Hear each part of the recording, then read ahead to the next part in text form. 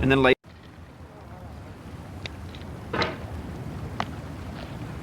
There's no feeling more intense than starting over. If you deleted your homework the day before it was due, as I have, or if you left your wallet at home and you have to go back after spending an hour in the commute. If you won some money at the casino and then put all your winnings on red but it came up black.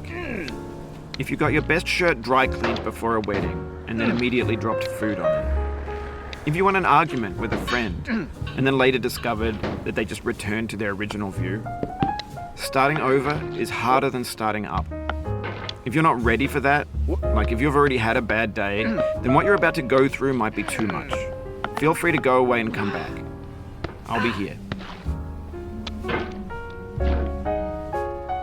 Alright, thanks for coming with me on this trip. I'll understand if you have to take a break at any point. Just find a safe place to stop and quit the game. And don't worry, I'll save your progress, always, even your mistakes. This game is a homage to a free game that came out in 2002, titled Sexy Hiking. The author of that game was Jazuo, a mysterious Czech designer who was known at the time as the father of B games. And B games are rough assemblages of found objects. Designers slap them together very quickly and freely, and they're often too rough and unfriendly to gain much of a following. They're built more for the joy of building them than as polished products. In a certain way, Sexy Hiking is the perfect embodiment of a B game. It's built almost entirely out of found and recycled parts, and it's one of the most unusual and unfriendly games of its time. In it, your task is simply to drag yourself up a mountain with a hammer.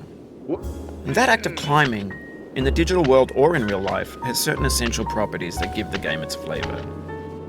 No amount of forward progress is guaranteed. Some cliffs are too sheer or too slippery. And the player is constantly, unremittingly in danger of falling and losing everything.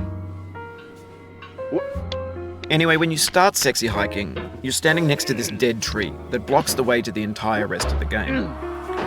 It might take you an hour to get over that tree, and a lot of people never got past it. You prod and you poke at it, exploring the limits of your reach and your strength, trying to find a way up and over. And there's a sense of truth in that lack of compromise. Most obstacles in video game worlds are fake. You can be completely confident in your ability to get through them once you have the correct method or the correct equipment or just by spending enough time. In that sense,